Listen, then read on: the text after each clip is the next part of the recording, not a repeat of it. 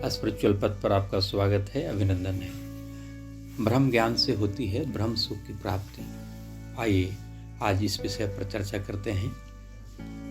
चर्चा की शुरुआत महामंत्र गायत्री के उच्चारण से करते हैं। ओम भूर्भुवः स्वः तत्सवितुर्वरेण्यं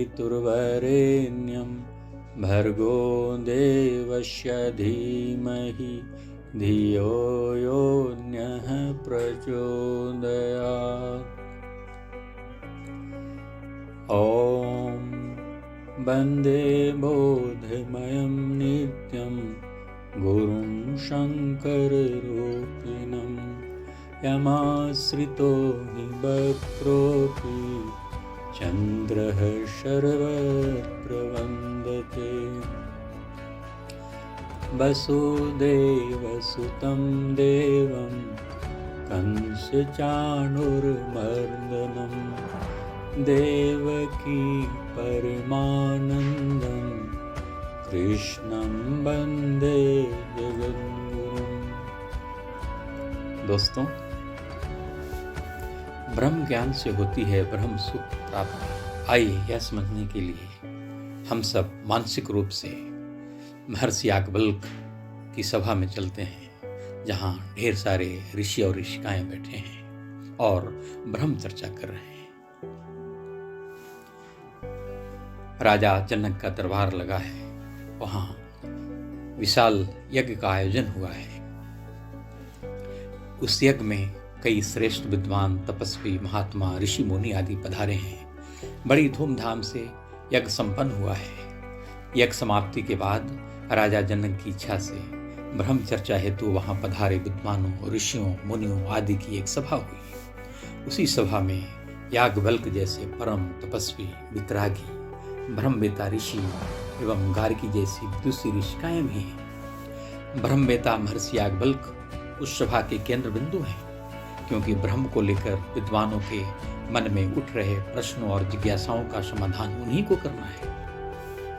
तो इस प्रकार सभा में प्रश्नोत्तरी की प्रक्रिया प्रारंभ हुई।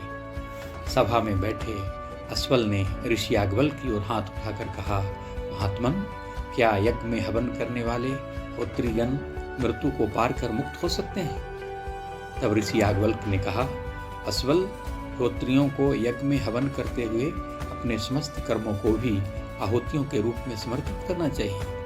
होत्रियों को यज्ञ के भाव व दर्शन का ज्ञान होना चाहिए और यज्ञीय दर्शन व अनुशासन को अपने जीवन में जीना चाहिए। साथ ही हवन करते हुए मन से उस अनंत पर ब्रह्म का ध्यान करना चाहिए, जो सर्वत्र व्याप्त है और जो हमारे समस्त कर्मों का केंद्र बिंदु है। उसी अनंत ब्रह्म को प्राप्त करने के बाद होत्रीगण मृत्यु को पार कर मुक्त हो सकते हैं, इसमें कोई संदेह नहीं है। यज्ञीय भाव व दर्शन को हृदयंगम किए बिना अग्नि में दी गई आहुतियां क्रिया मात्र बनकर रह जाती हैं। इसके बाद सभा में बैठे आर्तभाग ने कुछ देर तक सोचने विचारने के बाद पूछा, महात्मन, यह तो सभी जानते हैं कि संसार में मृत्यु सबको खा जाती है, मगर उस मृत्यु को कौन खाता है? यह प्रश्न सुनकर ऋषि याज्ञवल्क्य ने सहज भाव से कहा, मृत्यु अग्नि है जो सबको जला देती है, किंतु जिस तरह साधारण अग्नि को भी जल खा लेता है, उसी तरह उस मृत्यु अग्नि को भी शक्ति का जल खा लेता है। अर्थात वह शक्ति का समुद्र जिससे यह सृष्टि उत्पन्न होती है, वह शक्ति उस मृत्यु का भी भक्षक है। इसके बाद आर्तभाग ने पुनः दूसरा प्रश्न किया, महात्मन, जब मनुष्य मर जाता है और उसका शरीर तथा इंद्रियां नष्ट हो जाती हैं, तब फिर उसका क्या बचा रहता है? ऋषि याज्ञवल्क्य ने कहा, तात आर्तभाग, मानव जीवन का सर्वस्व उसका कर्म है। अच्छे कर्मों से मनुष्य अच्छा होता है और बुरे कर्मों से बुरा होता है। अतः मरने के बाद मनुष्य के कर्म ही शेष रह जाते हैं। उसके कर्मों के अनुसार ही उसकी सद्गति या दुर्गति होती है। उसी समय सभा में बैठे कहोल खड़े हुए और कहा, ऋषिवर, जो ब्रह्म और आत्मा सबके भीतर प्रवेश किए हुए हैं और जिसे मन या इंद्रियों से प्रत्यक्ष नहीं कर सकते, उसको हम किस तरह प्राप्त कर सकते हैं?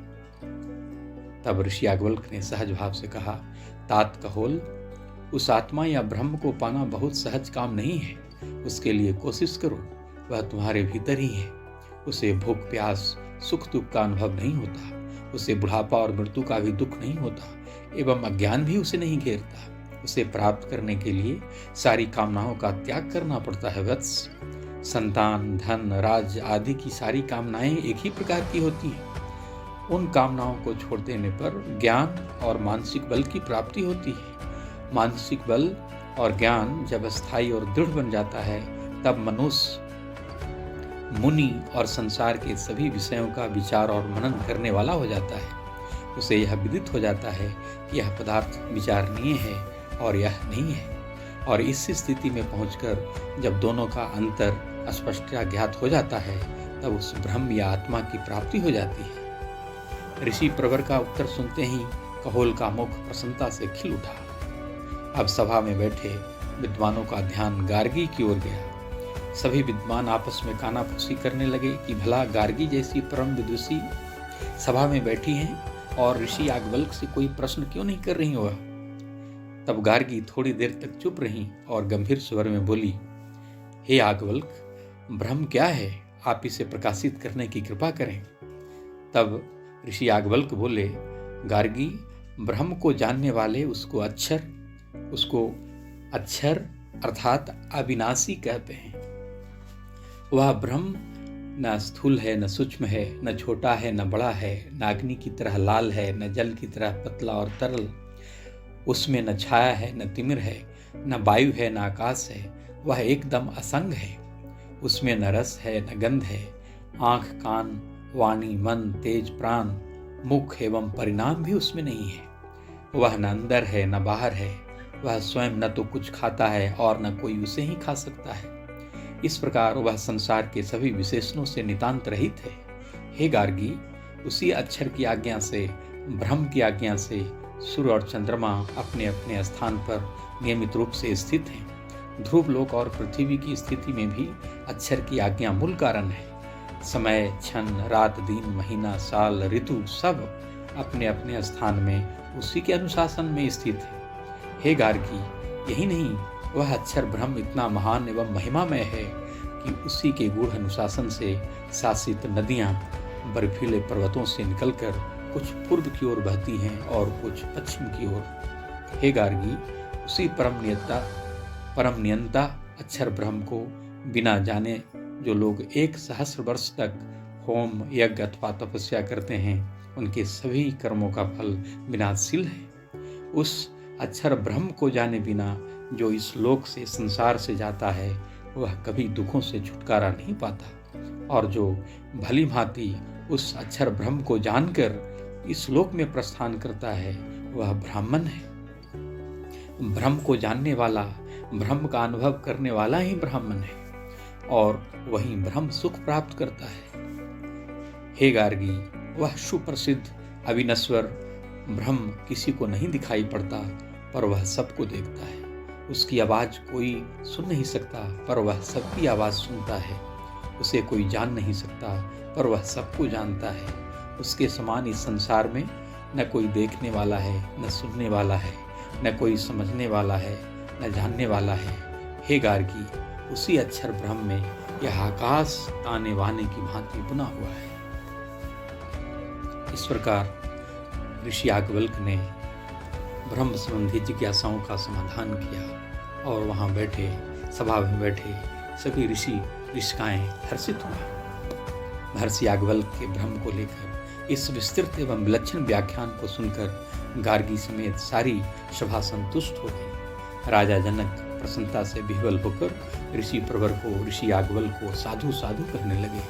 तभी गार्गी गदगद कंठ से वहां उपस्थित विद्वानों, ब्राह्मणों की ओर हाथ उठाकर बोली, हे पूज्य विद्वजनों, ब्राह्मणों, इस परम विद्वान एवं ब्रह्मनिष्ठ याज्ञवल्क्य ऋषि को सब नमस्कार करो।